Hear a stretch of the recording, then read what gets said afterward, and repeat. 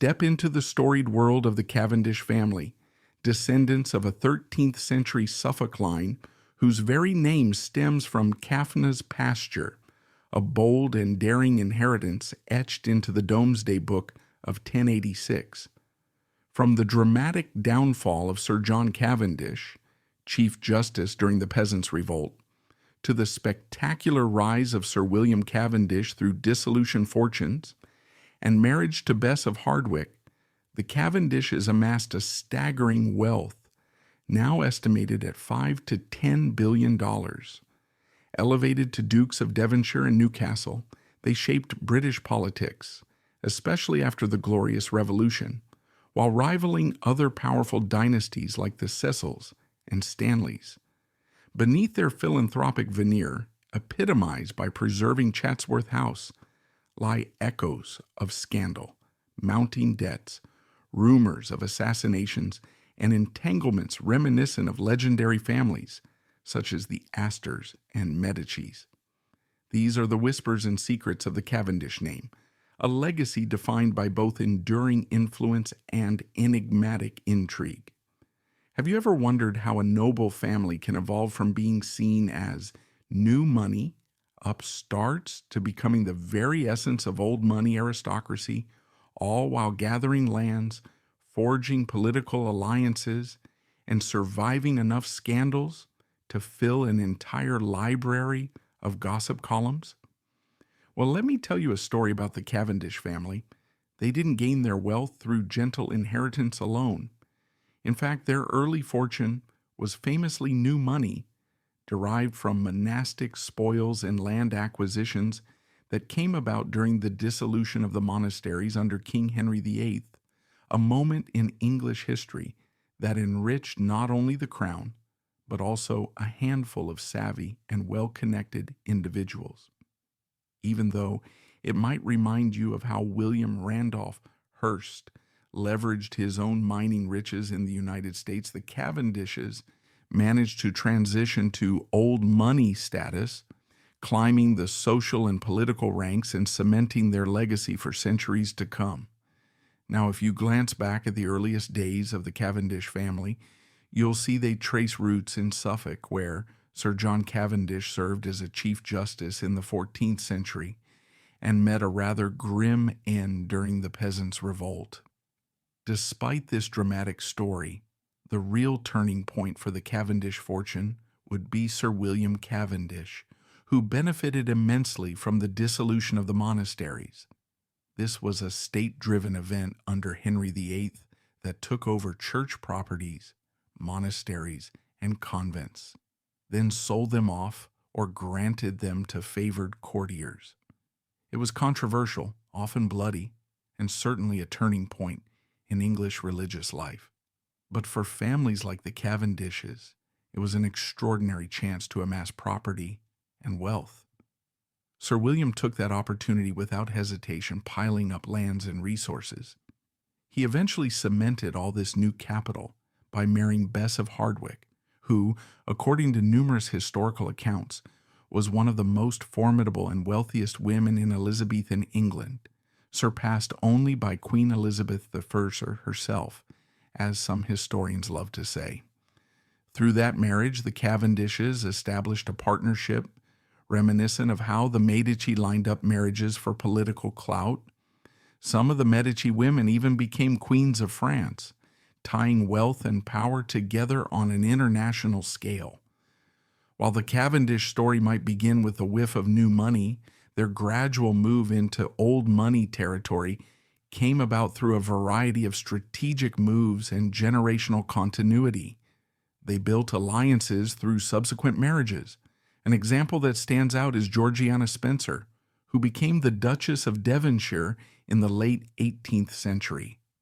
She was not only a Cavendish by marriage, but also part of the illustrious Spencer family, related interestingly to Lady Diana Spencer centuries later. This kind of marital alliance is exactly how dynasties survive and evolve. You can compare it to the Medici, who famously maneuvered daughters into royal families, or you can even look at the Habsburgs, who used marital diplomacy to extend their reach throughout Europe. But let's linger for a moment on Georgiana Spencer because she's a fascinating figure in her own right. Renowned for her political activism, her gambling problems, and her role in high society, Georgiana was arguably as famous in her day as any modern celebrity. She also participated heavily in the political scene, championing Whig causes and being close to some of the leading politicians of the era. Her personal life brimmed with drama, affairs, massive gambling debts, and an unconventional marriage arrangement that fueled rumors swirling around the British aristocracy.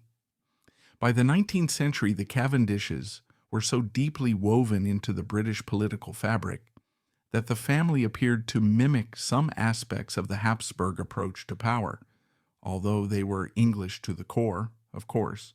For instance, Spencer Cavendish, known more formally as the 8th Duke of Devonshire, had the premiership offered to him not once, not twice, but 3 times in the 1880s. Although he never actually took on the role of prime minister, simply being offered it multiple times signals the scale of the Cavendish family's influence. Historical records, often cited in political history resources, note that Queen Victoria herself was in favor of Spencer Cavendish stepping up to lead the country at certain points, but various political tides and his own hesitations meant it never fully happened. That repeatedly offered premiership is a crucial example of how their political influence mirrored the Habsburgs' knack for maneuvering themselves, or their children, onto influential thrones across Europe, albeit in a much more localized British context. We can't talk about the Cavendishes without highlighting Chatsworth House, often described as one of the grandest private homes in England. This Derbyshire estate, sprawling over some 35,000 acres, stands as a testament to the cultural patronage that helped transition the family from new to old money. It's been said in magazines like Tatler that Chatsworth's art collection and the gardens famously shaped by Lancelot capability, Brown rival the works exhibited in some of the world's greatest museums, such as the Guggenheim. Indeed, strolling through Chatsworth House is akin to taking a tour through centuries of curated culture. You'll find works by Leonardo da Vinci and Rembrandt, according to those same Tatler references, not to mention a range of classical sculptures, modern artwork, and an extensive library. Over the generations, the Cavendishes invested in these pieces not merely for status, though that certainly played a role, but also as a demonstration of cultural refinement, philanthropic interest in the arts, and a desire to preserve these treasures for posterity. Part of maintaining that grand estate is also about stewardship and philanthropic efforts. Modern sources, including the official Chatsworth House website, emphasize how the family, along with various trusts, has sought to protect the art, architecture, and landscape of Chatsworth for future generations. Visitors get to see meticulously preserved rooms, gardens that continue to be a triumph of landscaping, and rotating exhibitions of valuable paintings and decorative arts.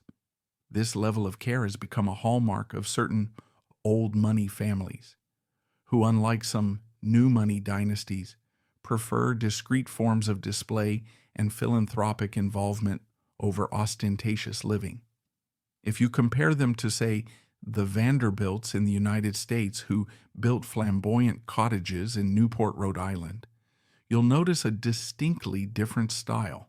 The Cavendishes have generally been more understated, even though they certainly had their share of glitz and glamour in the Georgian, Regency, and Victorian eras. Over time, that quiet, well-curated approach, paired with centuries of lineage, cements the Cavendishes' place among Britain's genuinely old money families. Yet their story, as with so many aristocratic families, is anything but free of controversy. Let's not forget those scandals, because, in all honesty, The Cavendishes' reputation for philanthropy and aristocratic grace coexists with quite a bit of intrigue. Georgiana Spencer's well-documented gambling habit is one facet. She reportedly accumulated enormous debts, sometimes turning to political deals or personal relationships to manage them. If you read about the DuPont family's controversies in America, with allegations of mismanagement, public scandals, and behind-the-scenes maneuverings, you'll find parallels in how the Cavendishes handled their own skeletons. And the reference to political murders might sound dramatic, but history is full of rumors about violent incidents and covert manipulations that swirl around Europe's aristocracies. Though some of these might be exaggerated by sensationalist newspapers or passed down through local lore, the point is that the Cavendishes were never immune to the darker side of high society life. Just as the DuPonts faced controversies related to business and personal feuds, the Cavendishes navigated a labyrinth of aristocratic politics, personal vendettas, and, at times, dangerous liaisons. That said, they managed to retain their core estates, most notably Chatsworth, even as other families, like the Vanderbilts for instance, lost enormous chunks of their fortunes in subsequent generations. The Cavendishes, in a move that echoed the Grosvenors' strategy of holding on to Mayfair in London, placed much of their wealth and property under trusts and other legal frameworks, ensuring stability and preserving the estate for future heirs. It's one reason you can still visit Chatsworth House today, or watch it appear in films like 2005's Pride and Prejudice, where the estate stood in for Pemberley, Mr. Darcy's home. The cultural resonance of Chatsworth remains a powerful symbol of continuity, bridging the family's new money origin centuries ago with its old money status now. The holdings of the Cavendish family aren't limited to one estate, of course. Beyond Chatsworth House, they own or have significant interests in Bolton Abbey, another historically rich property in North Yorkshire. Referenced in multiple travel guides, Bolton Abbey includes impressive ruins of a 12th century Augustinian monastery. If you've ever visited, you'll know it's a beautiful spot by the river wharf, with scenic walking paths and a sense of deep history. According to various tourist sites, the family has been careful about conservation efforts there as well, balancing public access with maintaining the site's historical integrity. And let's not forget London. The Cavendishes have had Marylebone interests through the Howard de Walden estate, as noted by sources referencing Web 15 in genealogical or property ownership discussions. Marylebone, a fashionable area of central London, is renowned for its chic boutiques, medical practices along Harley Street, and cultural destinations like the Wallace Collection. While the Cavendishes don't necessarily flaunt these holdings, the family's property portfolio in prime London real estate underscores just how far their wealth extends. Critics might compare their measured approach to property management to the strategies employed by the Grosvenors, who famously control large portions of central London, like Belgravia and Mayfair, rather than the more volatile moves that new money figures sometimes pursue in real estate speculation. Chatsworth House is said to contain works by Leonardo da Vinci and Rembrandt, priceless treasures that bring in art enthusiasts from around the globe. Of course, some people might remark, but plenty of big museums have Da Vinci's and Rembrandts. True, yet there's a particular impact when you can view such masterpieces in the environment of a lived-in stately home, rather than a public institution's sterile gallery. This environment fosters an immediate sense of continuity. A family might dine below the same painting that hung in that hall centuries ago, bridging past and present in a way that only long-standing aristocracy or major philanthropic institutions can manage. Publications like Tatler have repeatedly singled out Chatsworth for this reason, praising its ability to intertwine heritage, art, and a certain refined modern sensibility that keeps the estate relevant. Beyond the art, the Cavendish titles include the Dukedom of Devonshire and the Barony of Chesham, among others. These hereditary titles anchor the family to some of the highest ranks of the British peerage. The Dukedom of Devonshire, in particular, is widely recognized across Britain. Historical records illustrate how devoutly the monarchy and Parliament once respected these ducal families, often granting them powers, responsibilities, and influence that could shape entire regions. It's rather fascinating to observe how a family that started with new money from the spoils of monastic lands rose to that level of social and political prestige. This phenomenon is reminiscent of how certain families in continental Europe also began as upstart financiers or merchants before eventually securing noble status. Again, the Medici come to mind, as do certain German banking families that purchased or married their way into nobility. The Cavendishes, for their part, did it in a particularly English manner. They leveraged marriage, property, political clout, and cultural patronage, weaving themselves into the national fabric until they were as establishment as any centuries-old aristocratic house. Bess of Hardwick, one of the most formidable women of the Elizabethan era. She was an indomitable matriarch, a shrewd businesswoman, and someone whose moves still spark debate and intrigue centuries later. In countless ways, Bess laid the groundwork for the extraordinary Cavendish family legacy, a story already teeming with political maneuvering, glamorous marriages, and carefully guarded secrets. Yet, in this particular chapter, we get a close-up view of just how far Bess might have gone to secure her family's prestige, allegedly disinheriting her own son, Henry Cavendish, in favor of another heir, William Cavendish, the first Earl of Devonshire.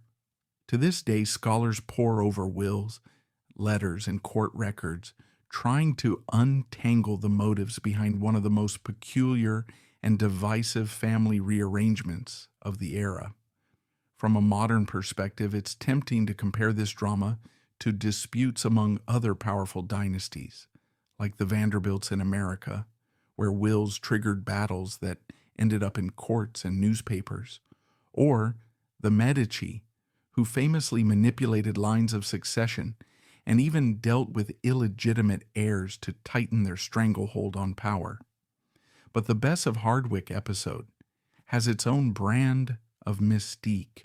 We're looking at a woman whose name resonates across English history for her extensive building projects, most notably Hardwick Hall, now overseen by the National Trust, and her role in shaping Chatsworth House, an estate that, to this day, symbolizes the grandeur of the Cavendishes. And here she was, rumored to have orchestrated behind-the-scenes deals with King James I of England, possibly offering as much as £10,000 for an earldom that would bolster her chosen heir's standing while all but sidelining her eldest son, Henry. In exploring these twists and turns, we step into a broader conversation about the entire Cavendish family, stretching back to the 13th century when the name itself, Cavendish, derived from Cafna's Pasture in the Domesday Book, was beginning to take root in Suffolk. The family's rise to power is often traced to Sir William Cavendish, Bess's husband, who capitalized on the dissolution of the monasteries to scoop up prime land, an event so transformative in England that it enriched numerous court favorites under King Henry VIII. Yet for all the wealth the Cavendishes derived from those dramatic changes, they were initially considered new money, not unlike the Hearsts, who grew rich from mining and media in the United States centuries later. Over time, the Cavendishes evolved into old money, embedding themselves deeply into the aristocratic fabric of Britain, controlling vast estates like Chatsworth and Bolton Abbey, owning slices of London property in Marylebone, cultivating political influence, and amassing art collections that included works by Da Vinci and Rembrandt. By the late 16th century, Bess of Hardwick stood at the nexus of all these swirling ambitions, and she wasn't about to let tradition or sentiment stand in her way. To fully understand this moment in the family saga, it helps to recall Bess's background. Born Elizabeth Hardwick in the early 1520s, some historians place her birth year at 1521, others around 1527. She rose from modest gentry status to become, by many accounts, the second richest woman in England, outranked only by Queen Elizabeth I herself. She achieved this feat through a combination of astute marriages, strategic management of her lands, and a knack for navigating the male-dominated world of Tudor politics. She married 4 times. Her husbands included Sir William Cavendish, who was instrumental in acquiring the monastic spoils that fueled the family fortune. By the time she was on her 4th marriage to George Talbot, 6th Earl of Shrewsbury, she had already forged alliances that would position her children as leading figures in England's aristocracy. It was an era in which land equaled power, and Bess amassed plenty of it.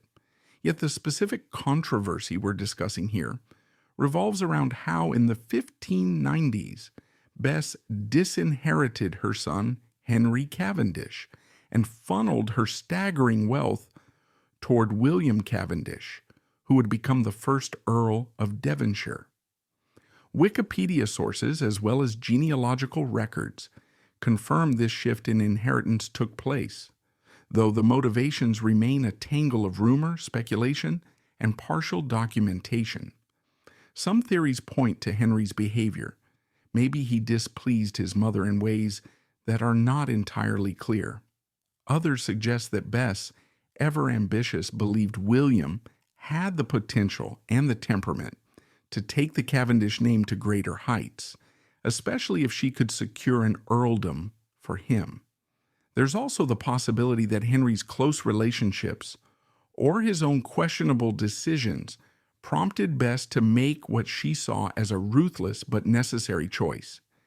In the swirl of speculation, one especially juicy claim involves deals brokered with King James I, who ascended to the English throne in 1603, but whose influence in court politics stretched back even earlier, thanks to the complex negotiations over the succession after Queen Elizabeth I.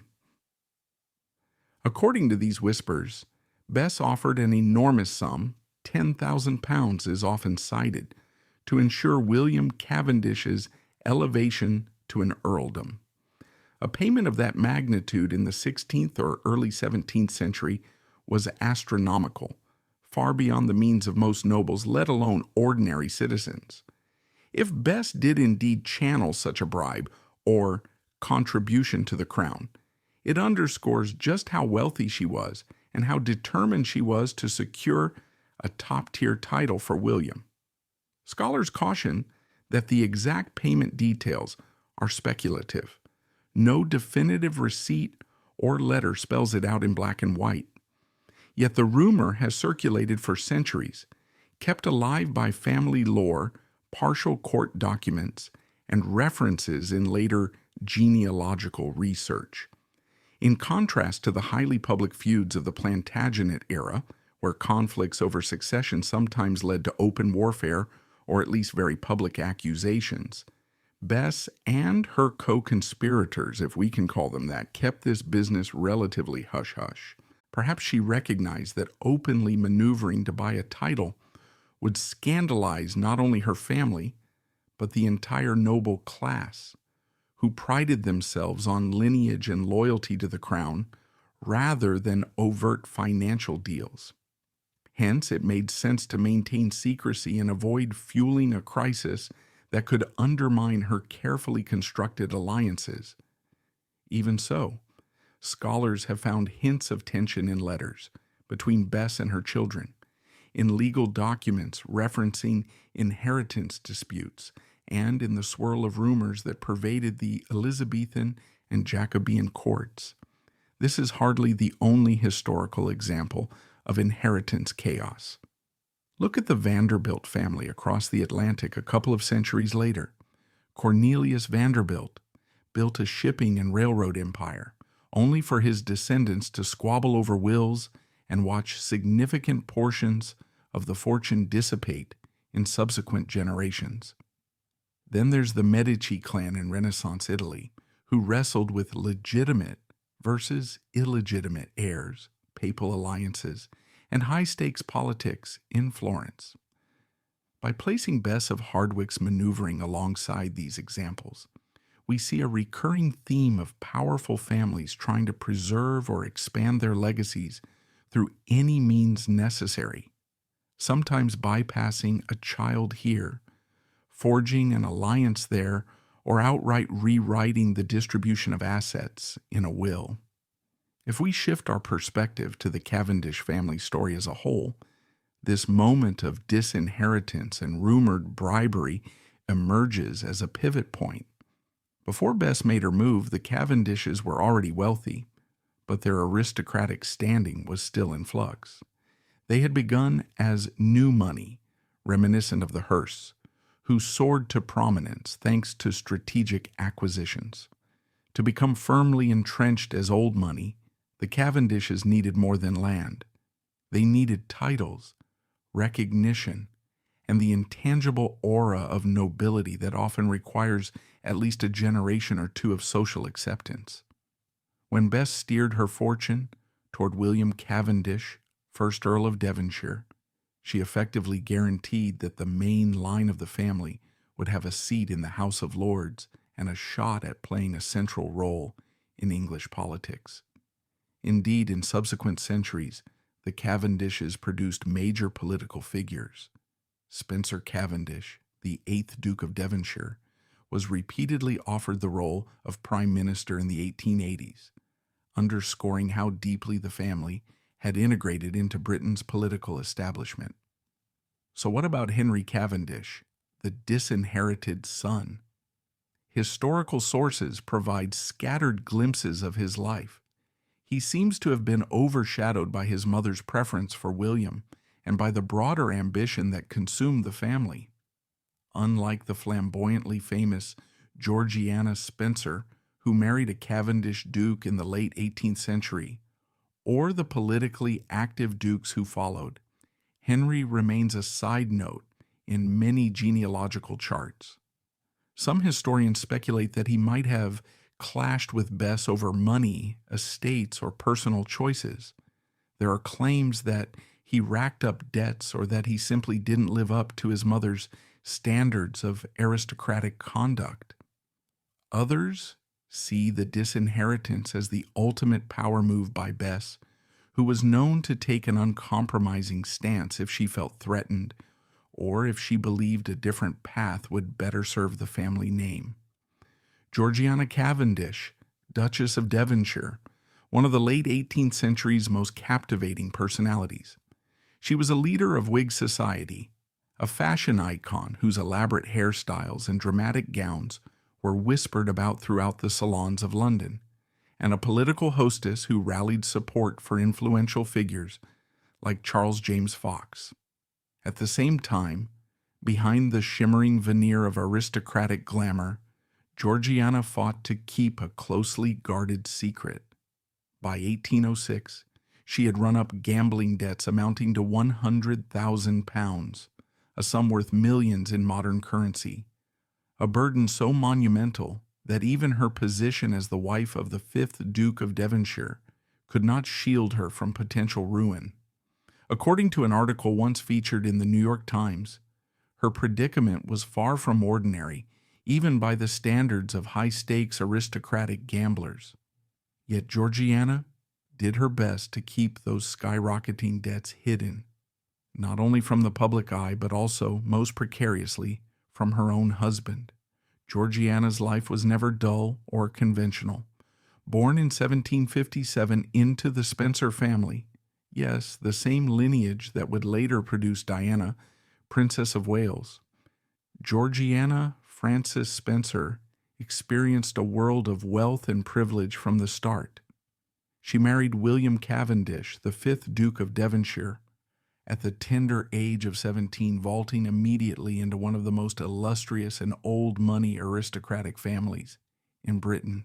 Yet the Cavendish dynasty, for all its centuries-old pedigree, had its share of controversies, like the new money whiff that clung to them after they amassed wealth from the dissolution of the monasteries under Henry VIII, or the high-drama inheritance disputes orchestrated by matriarchs like Bess of Hardwick.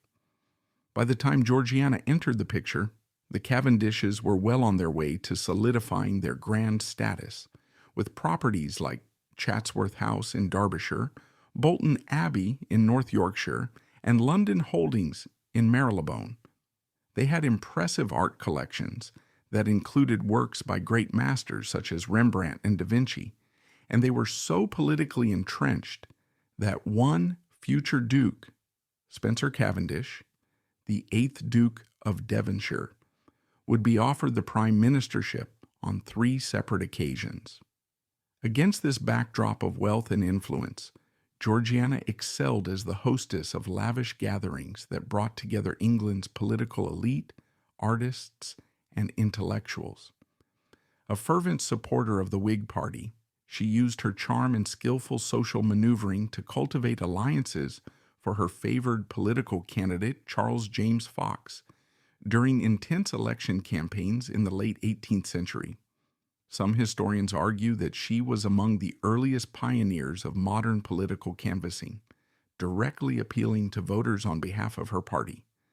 She deployed every tool she had: her wit, her social standing, her friendships with other aristocrats, and, of course, her ability to throw dazzling soirees. High-level politics in that era wasn't just hammered out in the House of Commons. It was brokered in drawing rooms, over dinner tables loaded with crystal, silverware, and the finest wines. Georgiana understood this dynamic and thrived in it, until, of course, her personal vices caught up with her. Gambling was a widespread pastime for Britain's upper class in the late 18th century. Faro, hazard, and loo were popular card games, and fortunes could be lost or won in a single evening. These high-stakes nights were as much about social standing as they were about the hope of winning money. Refusing a game might have been seen as rude or prudish, especially for someone in Georgiana's position, who was expected to be a flamboyant leader of society. However, she didn't just dabble in gambling. She dove in head first, sometimes staying up into the early hours of the morning at the card tables, surrounded by men and women who reveled in the adrenaline rush of large wagers. Although we're talking about an era in which ladies were generally expected to exude grace and restraint, Georgiana's flair, and perhaps her hunger for excitement, led her into a spiral of debt that would leave modern observers astonished. It's crucial to note that £100,000 in 1806 translates into many millions in today's money, depending on the method used to adjust for inflation and changes in purchasing power. Some historians, drawing on Bank of England inflation calculators or scholarly economic analyses, estimate that this sum could range anywhere from £8 million to over £10 million in contemporary terms. That figure represents an extraordinary amount to lose at the gambling table under any circumstances, but especially so for a woman whose social obligations and philanthropic gestures also demanded a continual flow of funds. Moreover, the fact that her husband, the Duke, was largely kept in the dark for so long raises serious questions about how Georgiana managed to conceal such a monumental burden. Part of the answer lies in her network of political allies, including the prominent Whig statesman Charles James Fox. Fox had his own complicated reputation. He was known as a brilliant orator, a champion of liberty, and a gambler himself, sometimes as reckless as Georgiana. Though they were not romantic partners, Georgiana was famously entangled in a complicated triangular relationship with her husband and her best friend, Lady Elizabeth Bess's Foster. She and Fox were political soulmates. They bonded over their shared fervor for parliamentary reform and their desire to curb the power of King George III. According to multiple biographical accounts, Fox occasionally stepped in to assist Georgiana financially, likely to ensure her continued support in the political arena. If Georgiana found herself unable to pay her gambling debts, it would undermine her position as a charismatic hostess and a leading Whig campaigner. Fox's loans helped her maintain a facade of solvency. These secret loans, as the New York Times piece noted, were skillfully concealed, mirroring in some ways the later attempts by media magnate William Randolph Hearst to cover up his impending financial ruin. Hearst built the iconic Hearst Castle in California, showcased Hollywood parties, and gave enormous philanthropic gifts, only to scramble frantically when his empire began to collapse under debt. Similarly, Georgiana kept up appearances by continuing to throw lavish events, wear the latest fashions, and host influential society figures.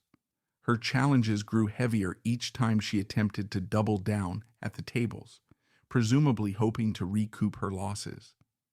As any gambler knows, that is a precarious and often disastrous cycle, one that many in her close circle probably recognized, but felt powerless or perhaps unwilling to confront openly. Contemporary tabloids and gossip sheets seized upon any whiff of scandal around Georgiana. Yet ironically, while the public was vaguely aware that she was involved in gambling, faro was widely played, and she was known to appear at exclusive clubs like Brooks's. The true scale of her debts remained largely under wraps until after her death.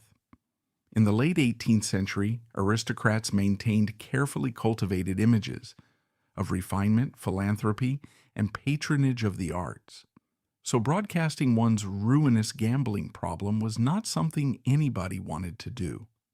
Like Andrew Carnegie centuries later, who projected an image of a philanthropic titan even as he battled critics over labor conditions, Georgiana balanced her public persona as a political influencer and charming socialite with her private struggles. With Fox and others loaning her money and confidence, she managed to stave off total collapse, at least for a time. Years later, historians delving into archives of letters and account books from the Spencer and Cavendish families uncovered more details about her financial contortions. Georgiana appears to have juggled multiple sources of borrowed funds, some from personal friends, some from political allies, and occasionally from private moneylenders who specialized in granting credit to members of the aristocracy at sharply inflated interest rates. Her reasons for gambling so compulsively have been debated. Some argue that she was an adrenaline junkie, forever chasing the high of potential victory.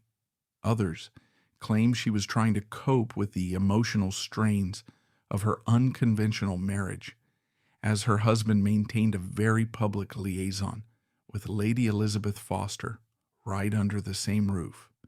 A few even hypothesize that Georgiana's political activism left her anxious and in need of escapism. Whatever the truth, it seems that each time she sought solace in a card game, she moved closer to the brink of financial catastrophe. As the debts mounted, Georgiana's health deteriorated. She suffered from various ailments, some believed to be complications from the high-pressure social whirl she never escaped.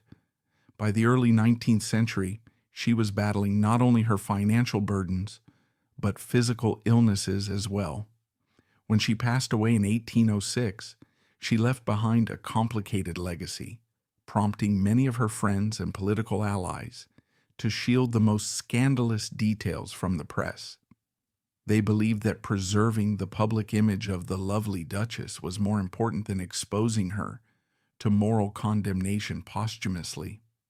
The quiet settlement of her debts was facilitated by those who wished to keep the Cavendish name unblemished, or at least as polished as possible, in an era that thrived on salacious rumors about aristocrats. In the years following her death, multiple rumors circulated about the possibility of blackmail. Some suggested that figures in the political underworld threatened to reveal her debts or leverage them for political gain. According to ex-posts, cited in the original note as Post 0, there were claims of blackmail that forced Georgiana to intervene in political deals, but these remain unproven.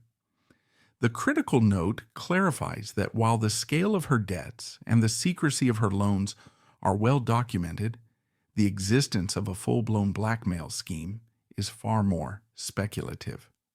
Historians who have meticulously examined the correspondence of Georgiana, the Spencer family, and the Cavendishes generally find no concrete proof that she was coerced into certain political stances because of gambling debts.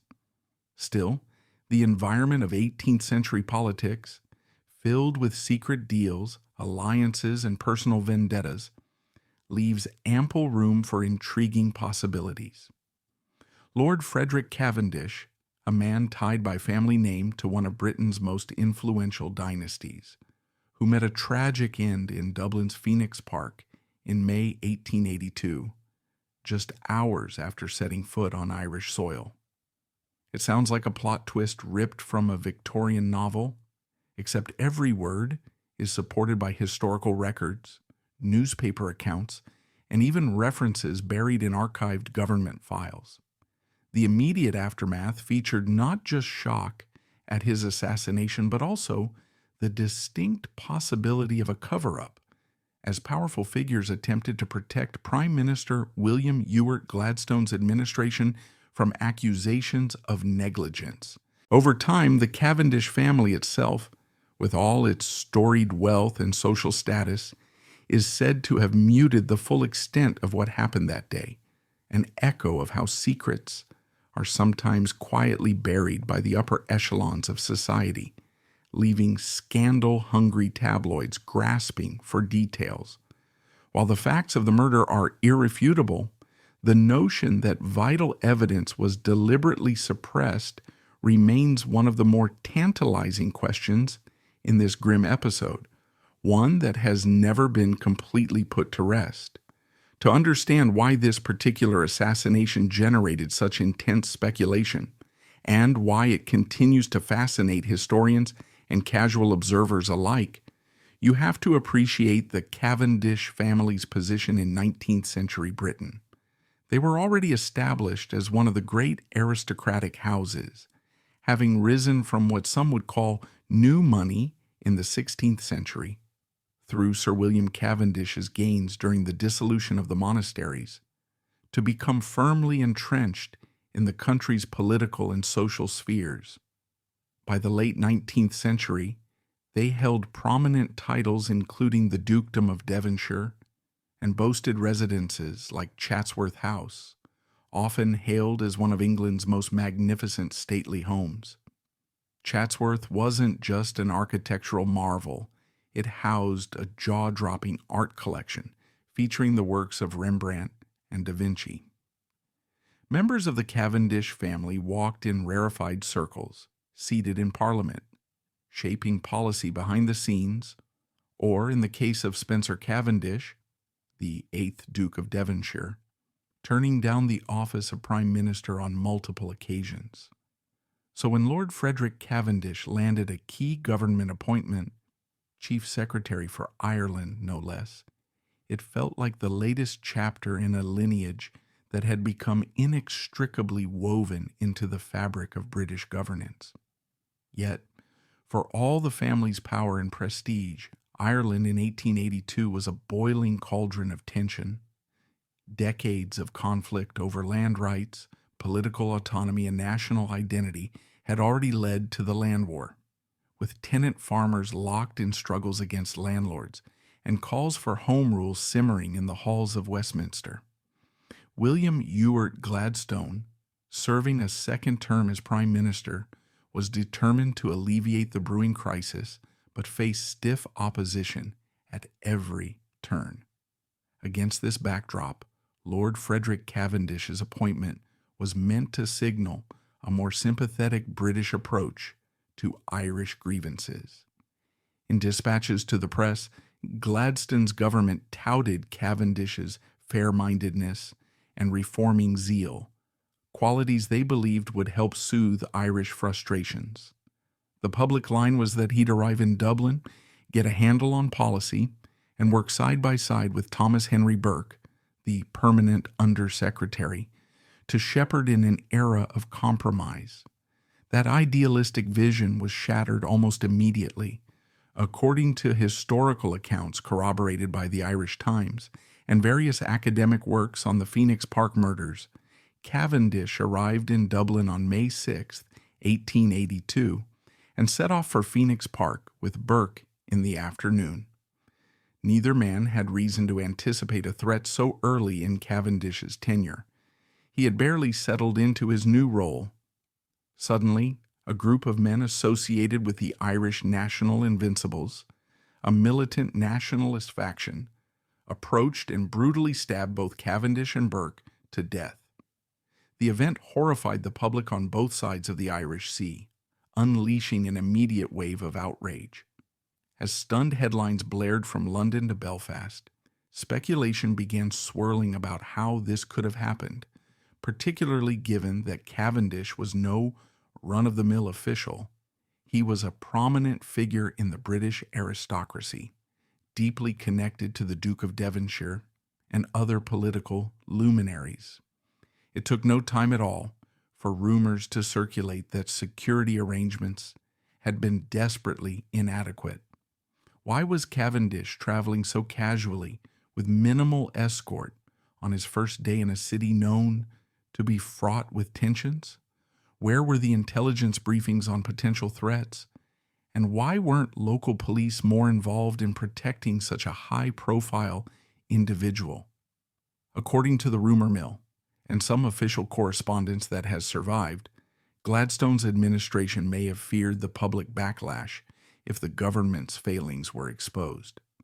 Even though the assassination was an unambiguous crime committed by Irish extremists, the question of negligence loomed. Had the chief secretary not been properly warned or guarded? In an age when news traveled fast by telegraph, though not nearly as quickly as it does now, government officials were deeply anxious to keep the narrative focused on these violent radicals rather than on possible mistakes by British authorities. Various archives containing Gladstone's correspondence, as well as police reports from Dublin Castle, suggest that the government launched a hasty internal inquiry, but the results were never widely published. The outcome? Plenty of unanswered questions, and a swirl of suspicion that crucial details were withheld. The Cavendish family's reaction to the tragedy was, at least in public, characterized by dignified sorrow. They honored Lord Frederick's memory with solemn tributes, while carefully avoiding direct accusations against the government. Some historians argue this reticence was prompted by the family's long-standing ties to the Liberal Party, Gladstone's party, and their broader wish to maintain unity in a time of crisis. However, behind closed doors, certain letters hint at a more complicated picture. The family's political alliances made it strategically unwise to condemn the Prime Minister, whose reforms they often supported. Others contend that aristocrats in the 19th century were adept at discreetly managing scandal, and this tragedy, while certainly not a scandal in the typical sense, contained elements of official incompetence that could have embarrassed all parties involved. The Cavendishes had a vested interest in sustaining the government's credibility, especially since the family's political influence stretched through multiple branches of the administration. When we talk about cover-ups, we tend to think of hush money, falsified documents, or destroyed evidence. In this instance, it may have been more about selective silence, choosing not to pursue lines of inquiry that might implicate the British authorities in failing to protect the new chief secretary. It's not dissimilar to how some wealthy families like the Astors, according to rumors, tried to shape the narrative around the Titanic disaster in 1912, or how certain Habsburgs allegedly quarantined awkward revelations about Emperor Charles V's mother, Juana la Loca, confining her to obscure imprisonment rather than risk a public spectacle. In each of those cases, powerful dynasties found ways to limit the damage to their reputations, even if it meant withholding truth from the public eye. Moreover, this practice of managing the optics has historical analogues going back to the Umayyad Caliphate's refusal to downplay the significance of Karbala. Although in that instance the events eventually became widely known and politicized, spurring massive cultural and religious changes in the Islamic world. In contrast, the Cavendishes and Gladstone's government might have succeeded in softly shifting the conversation away from any negligence on the British side, focusing it squarely on the brutality of the killers. So while the Karbala massacre was eventually commemorated and openly discussed, the Phoenix Park murders were couched in a narrative that said, "Look at these ruthless assassins," rather than, "Let's investigate how they got to Cavendish so easily." In the days and weeks following the attack, London newspapers, the Times, the Standard, and others, filled their columns with editorial outrage, denouncing Irish militancy. Gladstone's administration passed strict new measures aimed at curbing unrest in Ireland, leading to arrests of suspected nationalists. Scholars have pointed out that this response effectively deflected attention from any serious look at security lapses. According to some modern commentators in The Guardian, it was perhaps a classic case of emergency legislation overshadowing accountability. Public sentiment in the immediate aftermath supported a crackdown as opposed to an inquest into how the Irish National Invincibles managed to carry out such a brazen murder in broad daylight. Claims of a grand conspiracy, like the notion that Cavendish was deliberately set up, mostly come from less substantiated sources. Scattered postings, sometimes categorized as post-zero in genealogical or conspiracy-themed forums, assert that Gladstone's government orchestrated the murder or deliberately left Cavendish undefended to spark a harsh crackdown on Irish nationalists. Mainstream historians see no credible evidence to support such an extreme theory. There's also no proof that the Cavendish family itself orchestrated anything beyond possibly encouraging discretion in official statements. Indeed, the weight of the evidence points to a more believable conclusion: bureaucratic miscoordination, a gross underestimate of the immediate danger to top officials, and a reluctance at the highest levels to let the public dwell on those errors. Even so, the phrase, "the murder that shamed a dynasty," resonates because it captures the sense that Lord Frederick Cavendish's death was more than just a personal tragedy. Indeed, it was a moment where the Cavendish family's carefully maintained aura of competence and influence confronted the chaotic reality of Ireland's political turbulence. The family had already survived centuries of drama, from Bess of Hardwick's inheritance scheming to Georgiana's near financial collapse through gambling. Yet no previous fiasco had put the family into such a direct collision course with public violence. If the shame wasn't about moral failing per se, it was perhaps about the realization that their beloved Frederick was left vulnerable by the very political system he was meant to serve and improve. In the decades that followed, the Cavendishes continued to wield significant political clout. Spencer Cavendish became one of the most prominent liberal statesmen of his era, turning down the premiership multiple times in the 1880s. The family's philanthropic and cultural patronage carried on, as Chatsworth House remained a beacon of aristocratic splendor. Over time, the significance of the Phoenix Park murder took a back seat to other developments, such as debates over Irish Home Rule, the eventual partition of Ireland, 2 world wars, and the transformation of Britain into a more democratic society in the 20th century. Still, if you delve into the family's archives or read historical analyses of British-Irish relations in the late 1800s, the specter of Lord Frederick Cavendish's assassination looms, occasionally prompting the question, could anything have been done differently that day? In a sense, the only people who might have conclusively answered that question, Gladstone and the top figures in his cabinet, left behind official papers that are incomplete or heavily sanitized. The Cavendish family's personal letters are cautious. The police reports are bureaucratic.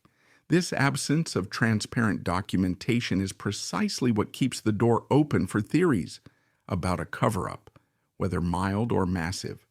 Even official parliamentary debate records reveal an immediate focus on punishing perpetrators, strengthening law enforcement, and urging Irish leaders to condemn the violence, rather than any deep investigation into state responsibility. The first Duke of Devonshire, William Cavendish, secretly fathered several illegitimate children with actresses, a hushed-up truth that was carefully glossed over in official family records. While some noble houses, such as the Medici of Renaissance Italy, openly acknowledged the births of their so-called bastards, the Cavendishes chose to tighten the veil, ensuring that these hidden heirs wouldn't muddy the pristine inheritance track. Over the years, historians have poked around in everything from dusty baptismal ledgers to Restoration-era gossip columns, hoping to confirm rumors and piece together just who these children were. Each new detail makes the story sound more like a Restoration comedy, a powerful duke, glamorous actresses stepping off the English stage, hushed financial arrangements, and a scramble to keep everything out of the public eye. If that doesn't capture your imagination, consider the time period we're talking about.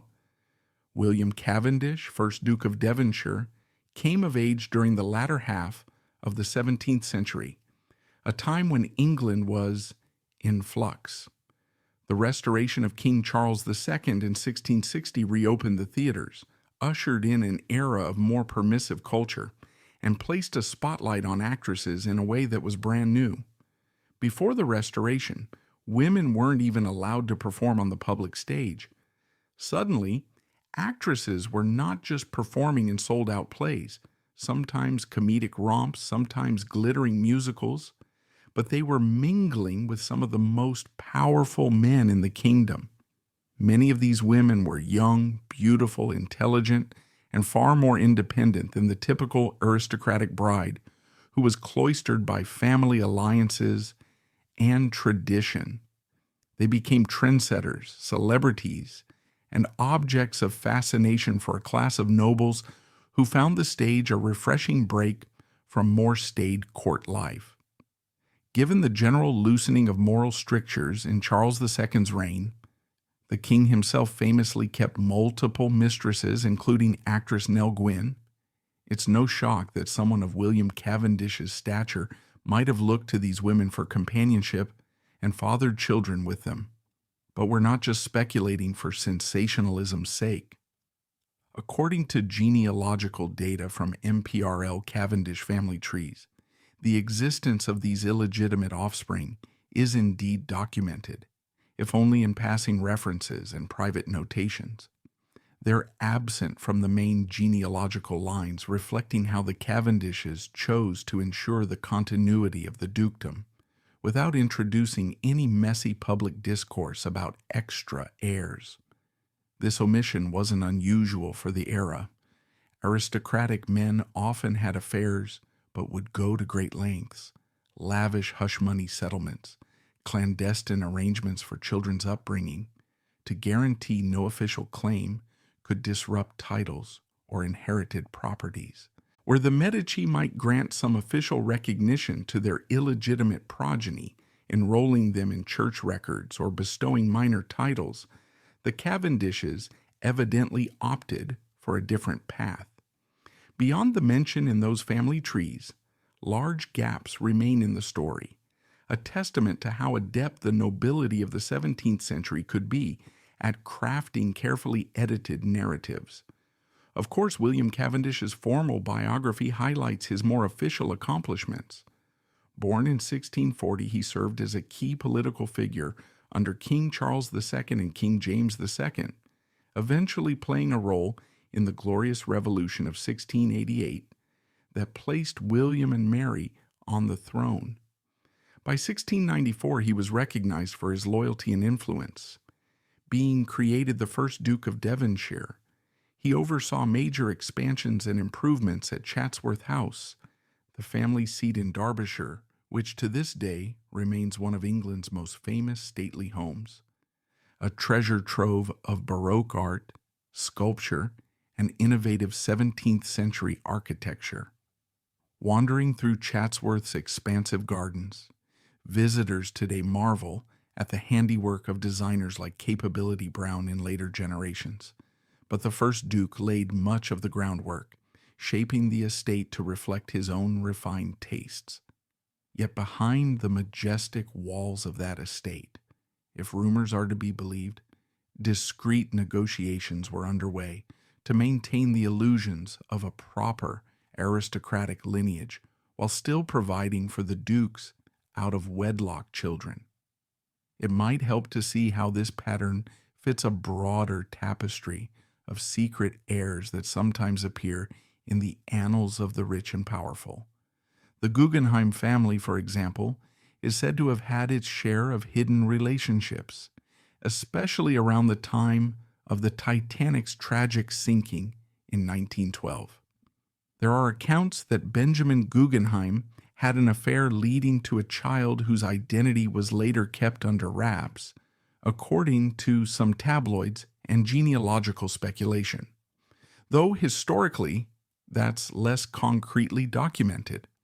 Closer to the modern era, the media magnate William Randolph Hearst was rumored to have fathered a secret daughter, despite his very public relationship with actress Marion Davies. Biographers continue to debate the exact nature of that relationship, pointing out how carefully Hearst controlled press coverage. The parallels are clear.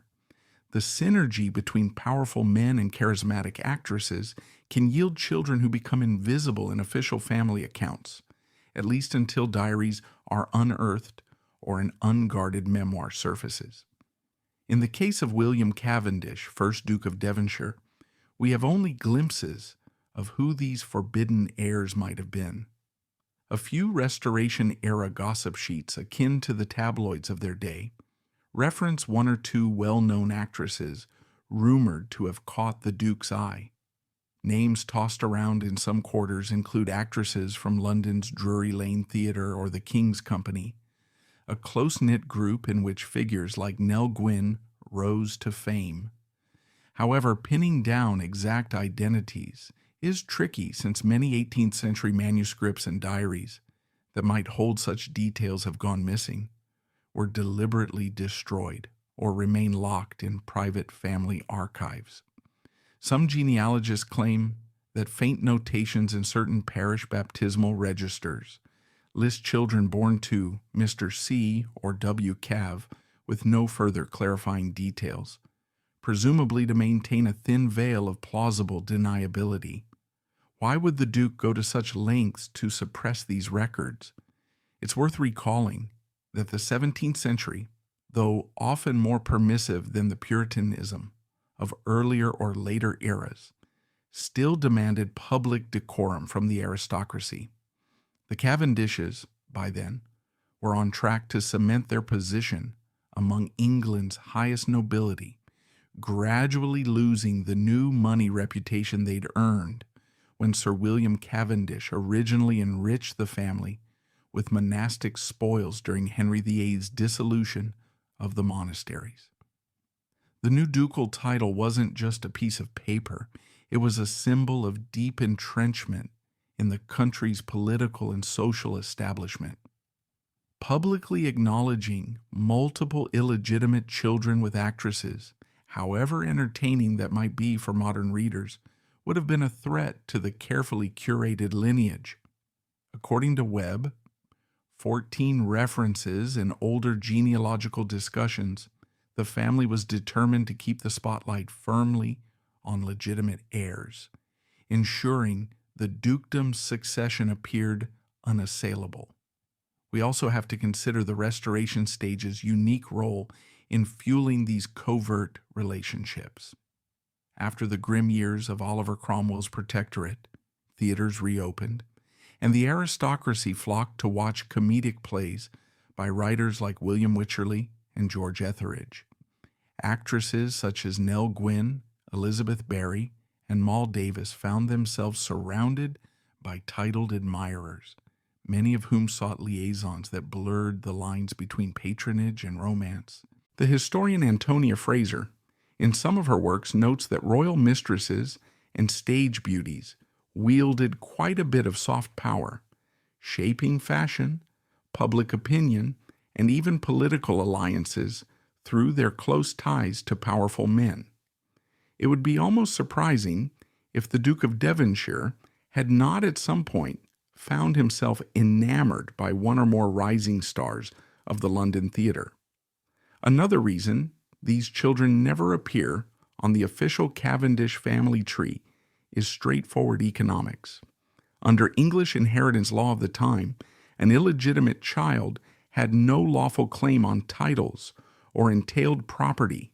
Only a legitimate son could inherit a dukedom. Yet there was still the matter of hush money, trust funds, or hidden settlements, because morally or ethically, a father of that standing might feel some responsibility toward his extramarital offspring. The difficulty was distributing those funds without raising eyebrows in the ducal household. The rumored approach, recounted in scattered genealogical notes, is that the Duke arranged for lumps of cash or annuities paid either directly to the mothers or to trustees who would channel resources to the children as they grew up. Some genealogists point to tangential references in local Derbyshire or London property records, indicating that certain houses or small estates were purchased in the names of obscure individuals who might have been the Duke's children, or at least wards he sponsored. We shouldn't forget that such secrecy sometimes spawned conspiracy theories long after the Duke's death. The entire noble lines, who trace their ancestry back to William Cavendish, asserting that they hold a rightful but unrecognized place in British aristocracy. Mainstream historians remain skeptical, mostly because no ironclad documents have surfaced to prove direct lines of descent. Without consistent birth certificates, properly annotated wills, or personal letters naming these children, it's easy for rumor to balloon into fantasy. One might compare it to the swirl of legends around Anastasia Romanov in Russia. Numerous individuals claimed to be the lost Grand Duchess after the royal family was executed, but DNA evidence eventually debunked most of those stories. Still, in the spirit of where there's smoke, there's fire, there's enough of a paper trail to suggest that the Duke did father at least a few children with stage actresses, and that he went to some trouble to keep them out of official genealogical or historical accounts. Some Restoration diaries, for instance, drop cryptic hints about C's brood on Drury Lane, presumably an allusion to fatherhood. Cross-referencing these diaries with the known timeline of William Cavendish's life yields plausible overlaps, especially around the mid-1670s to early 1680s, when he was an active figure in court politics and social circles. That time frame aligns with a flurry of references to scandalous doings among certain noble patrons, though it's also veiled that we can't be 100% sure who fathered which child with whom. Looking back, it's easy to romanticize these hidden lives. We wonder what became of them. Did any of them inherit the Duke's wit, intelligence, or flair for politics? Were they quietly integrated into middle-class society, unaware of their father's aristocratic pedigree? Did their mothers encourage them to harness any advantage, or did they caution them to stay far away from the complications of noble entitlement? The intangible nature of these questions makes the story endlessly captivating, a source of daydreams as well as academic curiosity. And that's the whirlwind journey through the Cavendish family's centuries-long legacy, an odyssey of ambition, political alliances, scandalous affairs, and tightly guarded secrets. From the first sparks of new money under Sir William to the refined old money prestige we see at Chatsworth, their story reveals how power, marriage, and sometimes a bit of mystery can reshape an entire dynasty. Thank you for watching, and if you're fascinated by the hidden corners of history, don't forget to like, share, and subscribe for even more deep dives into the world's most intriguing families.